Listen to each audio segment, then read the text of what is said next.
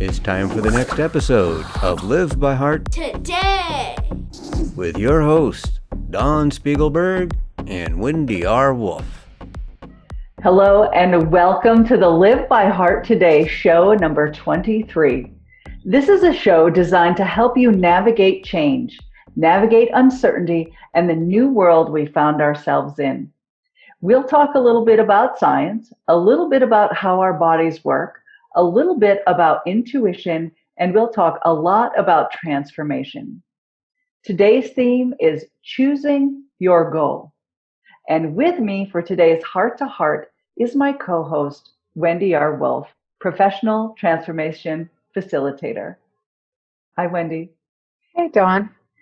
It's pretty exciting to be focusing on this. The way I've been thinking about it in the last little bit is, what's your pot of gold? It's a wonderful way to introduce this topic. And I just want to say that we've had the last many talks have been around playing our own game and owning our own story on the sub-theme of owning our authority, which is the theme of in relationship. So in relationship, how do we play our own game? And so what are our goals? So what do you have to say about that, Dawn? I have a lot to say about that, actually. And when you talk about your pot of gold, let's just mention that it's the pot of gold at the end of the rainbow, right? And yes, it's that exciting thing. It's that place that you're in search of, that you know is there, that you're working toward. Some people refer to it as purpose. And I know there are lots of people in the world who don't think they know their purpose. They don't think they're following their purpose. They're in their 50s and 60s and still looking for their purpose. And even at one point I was talking with a whole group of people, and one woman said, "Thanks for pointing out I don't have a purpose."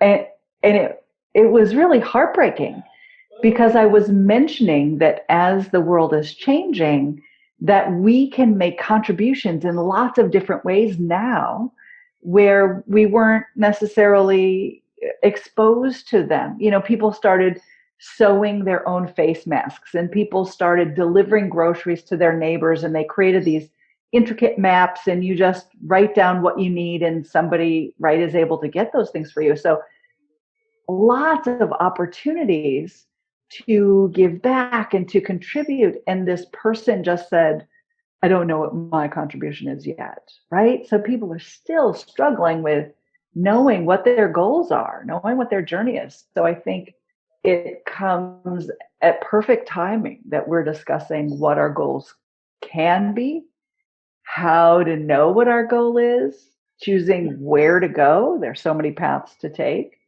Mm-hmm. You've mentioned holding the space for freedom. So for you, freedom is so important. Mm-hmm. And I see when you talk about freedom, how there are other people without that freedom, restricted in finding their purpose, right? Because they feel like they have to go one way, which is different than keeping your eyes on your own paper and being the driver of your own car, yes. Right? There's a really good distinction. I think we should talk about that. Yeah, and the same vibration for me, the same thing as freedom as I see it from my soul, I call permission, which really gives a lot of information to me about it. It's like, can my permission come from within? Can my permission come from my relationship with Earth and Heaven, and not from out there? And also that really helps me with choosing my goals, or noticing what my goals are. It's like, for me, they've morphed. They stay in the same general range, but how I talk about them changes, how I understand them iterates. And so can we give ourselves that freedom, that permission to be like, this is how far my flashlight sees right now. That's good enough. I And can go. and you get to choose where to shine your flashlight. Get to choose where to shine your flashlight. That's important, an important Yeah. distinction. Yeah. And speaking of which, this whole thing, of course, reminds me of Jesus. And he said something that was so useful, I feel like, about focus. I mean, because what we're talking about is focus. Mm. And he said, when the eye is single or simple, it's a translation issue. When the eye is single, the body is full of light. When we allow ourselves to come to a point, if you take all of your energy, all the time you have, or all the money you have, and you put it in one direction, you're going to get somewhere. If we're going to get nowhere. Yes. So scientifically, this is the laser, Yes. right? They're capturing photons and directing them all in one place, Yes. one singular focus. And that's powerful, right? It cuts through hindrances and hurdles and anything in the way. So that's a powerful image. Mm-hmm. Mm-hmm. So Christ talked about lasers thousands of years ago. Yes. Yes, and he said something else so powerful that goes with this, I feel like, which is the whole ask and receive, seek and find, knock and it's opened. And it's like, where do we? Well, it's right here. If we keep asking right here, we will get it. If we ask in all directions, so our choice is really important here, I believe. Let's take a moment and talk about how we choose. So you've mentioned before the distinctions between mission and vision. And I think you mentioning that right now will help people understand how they make the choice. How do they know what direction to focus their light, to become laser focused? Yeah, a month or two ago, about 2 months ago, I was doing some research because I was like, I need to write for business. I need to write a mission statement and a vision statement. And I'm like, I never could get the difference. And I'd read them and I'd be like, So I spent several hours and I did research and I read like all this stuff. Internet is great. And I read all this stuff. And then I found one thing that helped me make so much more sense of it. It was this great training, by the way. This person had amazing training online. Sometimes people give away so much wonderful information. And they made the distinction between our mission is from where we are now, how can we serve? And then our vision up here is where we ultimately want to be providing, what we want to see in the world, like ultimately from our offerings. And what does that look like to be offering? What does it look like? So I'm going to jump in and mention what you just described. We discussed briefly with regard to the flashlight. So the mission is where your light is shining now, right? It's what you can see right now. And the vision is, are you looking at the ceiling? Are you looking at the floor? Are you, looking down the basement stairs? Mm-hmm. That's amazing. And it's an important distinction because we can't see beyond the light of our flashlight. But we get to decide which direction to shine that light in. So our mission is what we can currently see. And I love that you added where we can serve, because it may not be clear for people, right? In my own home, I have children. And so if it's lunchtime, I know where I can be of service. And if it's morning, I don't have to dress my kids, right? So I don't, and it's changed over the years, and that's a part of independence and authority and the shifts that children make, right? But if I were still trying to show my children how to dress themselves, that would be way out of synchronization with a natural progression. Mm-hmm. So, and I want to mention, I'm choosing lunch, right? I know I can serve, and I can either help them with lunch or make lunch. But what's the ultimate goal? The ultimate goal is to not make lunch for them for the rest of their lives. So the goal is to teach them how they can make their own lunch, to teach them where to go in the cupboard for the bread or the crackers, where to go in the Mm-hmm. refrigerator to find the meats and the olives. Mm-hmm. And that's an important distinction, because right now I'm shining my flashlight on. It's today, it's lunchtime, and my children need to eat. But that's not my vision for them.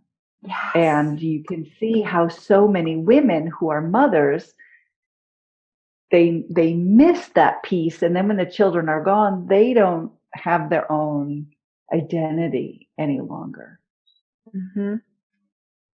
Yeah, and it's this incremental in all our relationships, and that's what we're talking about overarchingly right now. In all our relationships, I hope that we are in constant evolution. We're in constant incremental shift, so everyone can become who we really are. Everyone can come to our fruition, and so it takes something. And it's so interesting, Dawn. I was just reading this article about, I forget, I think his name is Winnicott, is a psychologist, child psychologist. And he writes about how important it is to have a good enough mother. You don't want to be too good a mother according to Perfect Pictures. Like right at first you do. Right at first, all the needs, it's optimal right in the very beginning to have the needs of the baby be met. Right.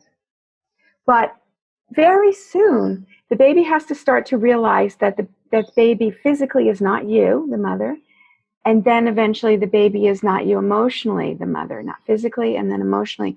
And what helps the baby with that is these minor little incremental, not meeting their needs immediately. Letting them have that, just a little discomfort, and then meeting the need and little discomfort. And so and it just keeps going. I mean, he's talking about babies, but it just keeps going. At a certain point, you're just like, all right, everything to make your sandwich is on the counter. Right. And then at a certain point, you're like, you know where the peanut butter is. Yeah. And then at a certain point, you're like, make sure you clean up those plates after. And then at a certain point, you're like, here are the keys, go to the store and get food. And it's just this incremental, and it's like not being a perfect mother anymore, according to some ideal pattern, but it is a beautiful picture of being the best mother, because we're allowing the fruition of your children. So this is a beautiful example, and I want to mention that the way in which those moments that are a little uncomfortable for the children, right, and whether they're infants or whether they're adults, those moments actually are naturally occurring when a parent is pursuing taking care of themselves.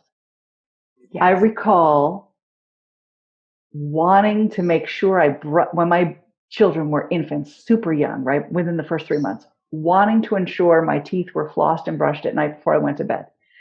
And somehow that was a big deal, right? There was always a little something. Oh, the baby's crying. Oh, the baby fell asleep and I'm in bed and I'm exhausted and I'm asleep too, right?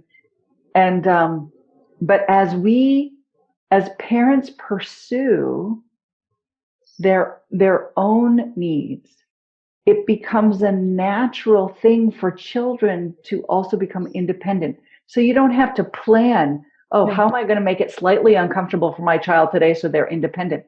And it's the planners, the ones who are planning for the discomfort of their children, that's when things really get effed up. Yeah.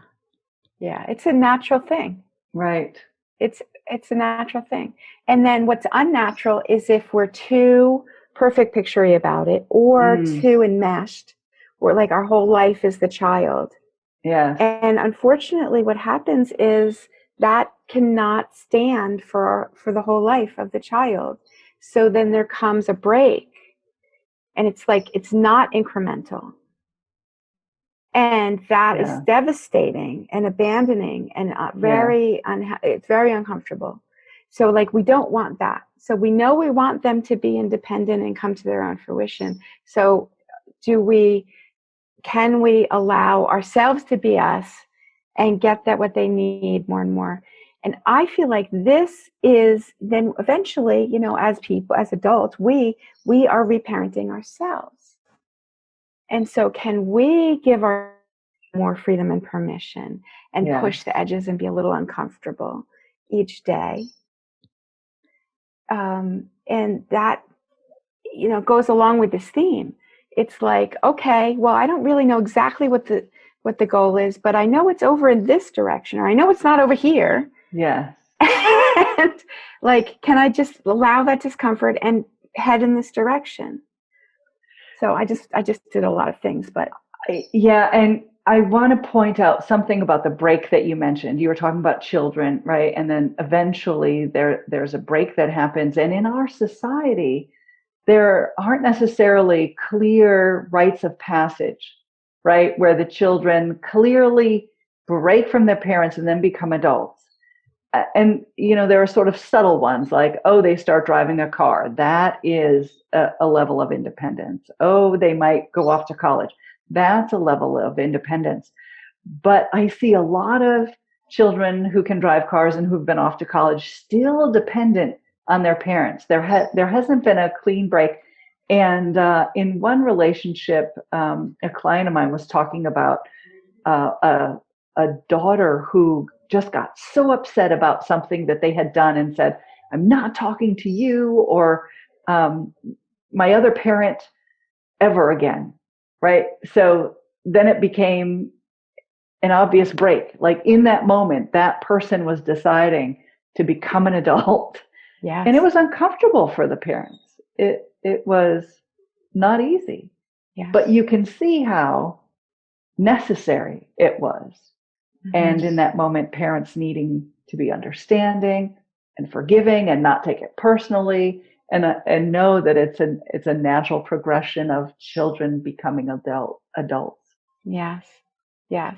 And we see it when they're in their what's it called? When they're toddlers. Mm-hmm. You know, they're practicing all this autonomy, and the same thing happens in the teens, practicing autonomy.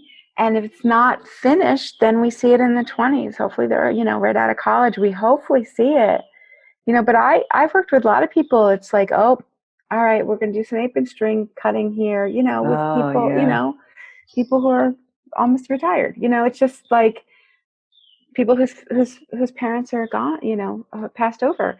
It's like there's still these little strings, and that's part of our reparenting to like be like, all right, let me clean this out and roll from my own center. That's a beautiful example. Cutting the apron strings. It's a beautiful example of how people aren't seeing what their purpose is because they're still attached to some idea of who they were before or who they were expected to be from their parents. That's an interesting insight. Yeah. Yeah. And I see, like, I am a big fan. There's this wonderful thing from Nietzsche. And he calls it the 3 transformations. And he says that first we're the camel and we say, pile me up. And if anybody wants this whole thing, if you don't find it, just contact us and we'll get it to you. First, pile me up on the camel. And once the camel's piled up, then it runs into the desert. Apparently camels like to do this. They run in the desert and the camel becomes a lion. And the bigger, you know, the more stuff the camel had, the bigger the lion. And the lion's job is to kill the dragon of thou shalt. And so it's our parents, but also our schooling and our society and our religion and our everything. And every scale of the dragon is a thou shalt. Mm-hmm. And our job is to kill the thou shalts. I mean, it got us this far. Thank you very much. All this programming, all this information, all this how you should do it. It got us this far, but then it can't get us to the next thing. So that all has to go. And a lot of people aren't enrolled in this. But anyway, as we grow up, we kill the dragon, and then eventually we come into the place where we are pure creativity. We're a wheel turning from its own center. We're not running their programs anymore. We're in our pure, able to purely be and to purely give our impact, which is what we're talking about today. So anyway, I love this Nietzsche thing, and it's one of the paradigms of evolution that soul evolution that I talk about. So thanks for listening. And of course, Christ talked about this because he said, leave your mother, leave your father. Yeah. And he also said, if you want to be my disciple, then pick up your cross, which is all about dying to all these things we just talked about. As far as I'm concerned. And Paul, who promoted Jesus very well into the non-Jewish world, he talked about dying daily. And that's a lot of what we're talking about. Just, am I able to let go a little bit, go into the discomfort a little bit, change my identity a little bit? And from my perspective, we, back to the point of today, then we can see more clearly. We get a bigger flashlight. The more we allow these things, our flashlight gets bigger. We never see everything, but we get a bigger and bigger flashlight to see, where is my pot of gold? What's my unique impact? Beautiful. Let's take a quick break, and when we come back, we'll talk about what it means to die a little more daily. And thank you to our sponsor for making the show possible. Hooray! Thank you so much for being with us today. We're discussing the goal and choosing your goal. And in regard to what our goal is, Wendy, you had mentioned dying a little bit daily. And I would like to discuss, what does that mean? Because you hear people talking about it, but how do I die daily? What do I die daily? I know my cells are shifting. I know cells are dying constantly and being replaced with new cells, but more globally, what does it mean to die daily? I believe a lot of traditions, spiritual practices, religions over time have talked about this in different ways. Obviously I was speaking Christian there, but and I hope it's obvious that I'm talking about a soul or an ego death. I'm not talking about physical death. But the whole process for me of becoming who we are, becoming, being and doing and having the impact that we're here to have, for me is about letting go of all the things that aren't that, and all the me's that are not me, and all the things that they want me to be that aren't that, and all the potential things I could do that aren't that. So, you were saying earlier about being a mom. It's so hard. It's so hard. Every minute, it's just like, do I move this forward or do I serve my child? Like, I see a lot of that. Like, there's all this pressure of like, make sure the kid's okay, make sure the kid's taken care of, and like, you also have to do all these other things and move your own goals forward. And so that's a messy, messy process that requires a lot of letting go. Yes. And choosing the right things to make important, right? Prioritizing. One thing you mentioned reminded me of the marshmallow experiment. Are you familiar with that? They sat kids in a room with an individual, and there was a marshmallow on a plate. And the person was talking about the marshmallow and describing, what it was. And then that person would leave the room. And before they left, they would say to the child, if you don't eat this marshmallow, we'll give you 2. So a kid sitting there in the room alone with a marshmallow. and was told, if they didn't eat it, they would get more. And some kids, would touch it, and some kids would eat it, and some kids wouldn't eat it. And what's interesting about the marshmallow experiment is that I think when you talk about dying to yourself, it has to do with the way in which you make choices. So the children who were able to delay the gratification of eating that marshmallow were found to be able to cope with life differently, right? They were able to delay their own self-gratification in order to accomplish things. And so they were able to study because, right, they would delay their desire to go outside and kick the ball and get their studying done first, right? So that's a different way of being. So when you say die daily, it's seeing what the choices are. Do I want to eat this piece of cheesecake today? Do I want to eat I ate one yesterday, and and am I going to eat another one tomorrow? Mm-hmm.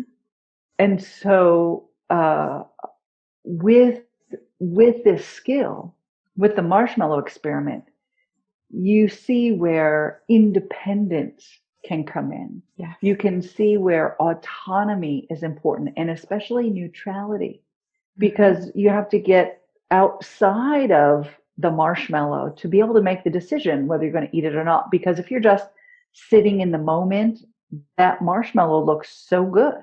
Why wouldn't you eat it right now? Yes. Why wouldn't you? Why wouldn't you?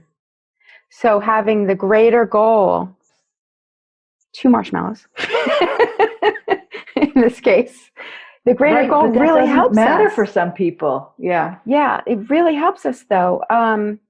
For those of us who have that muscle a little bit, like to be able to be just like, oh, I want this more than that. Mm-hmm. It really helps. It really helps. Mm-hmm. So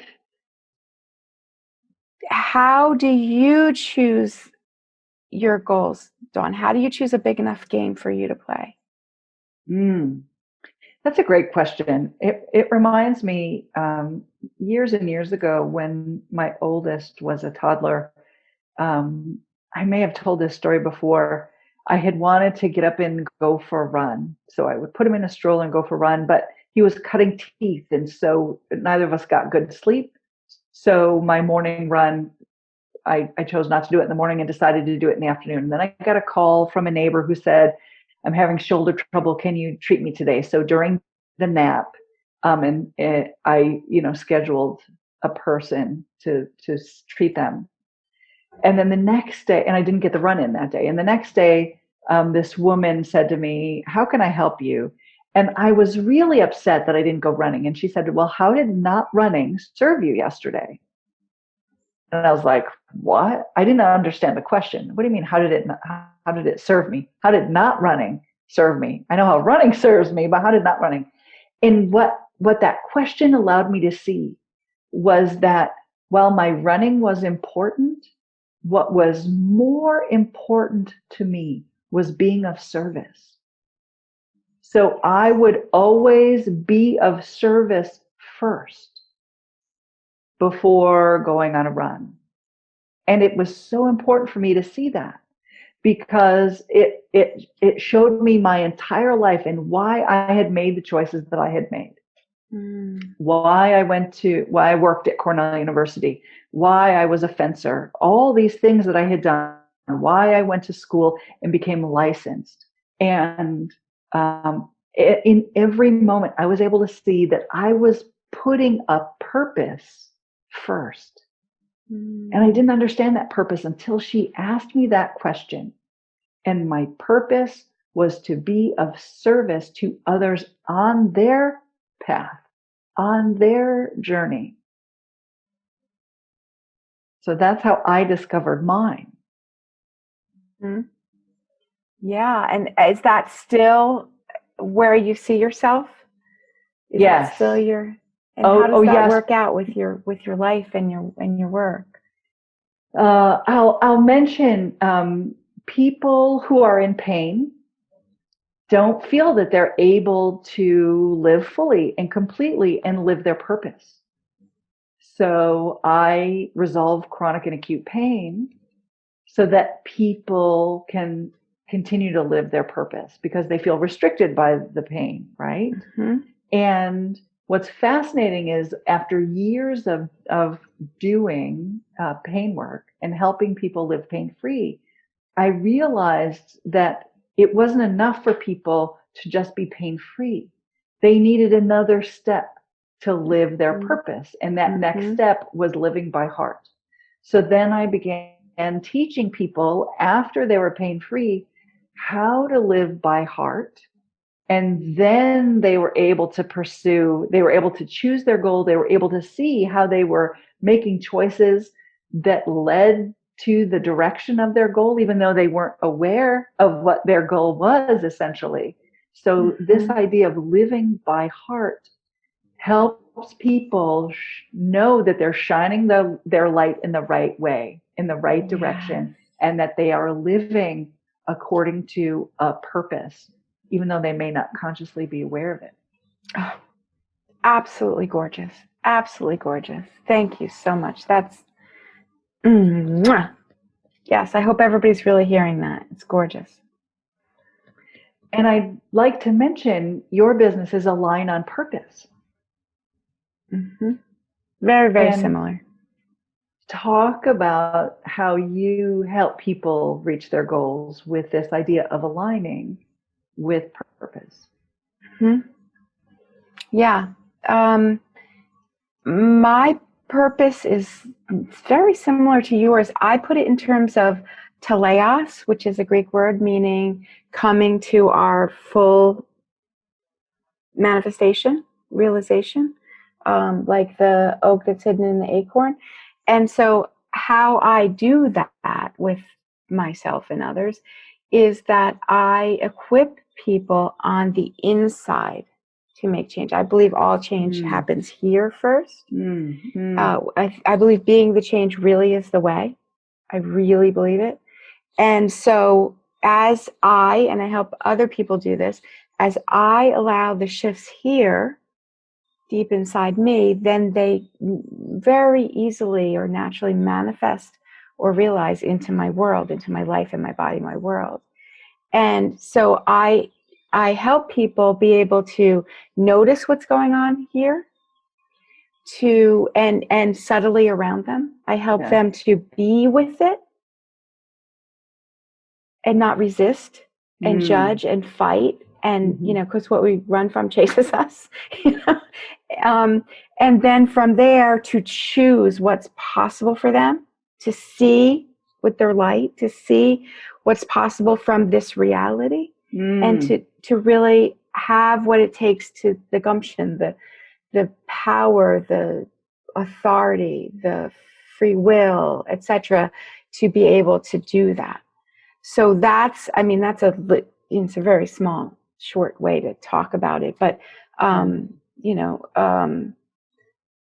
helping people get equipped here to see and to act and to change. That's beautiful. Yeah. And with that, I want to thank everyone for being here with us today. If this message spoke to you, please tell us what's on your heart by leaving us a comment. For more information about how you can live by heart, please go to livebyhearttoday.com. Like and follow this page and turn on notifications so you don't miss any shows.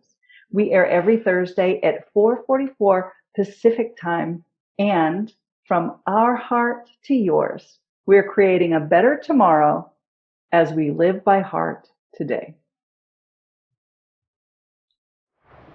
And that concludes this portion of Live by Heart Today! Thank you for watching. Join us every Thursday at 4:44 p.m. for another episode of Live by Heart Today! Let's give a shout out to our sponsor. Thank you, We Are Historically, for making this show possible.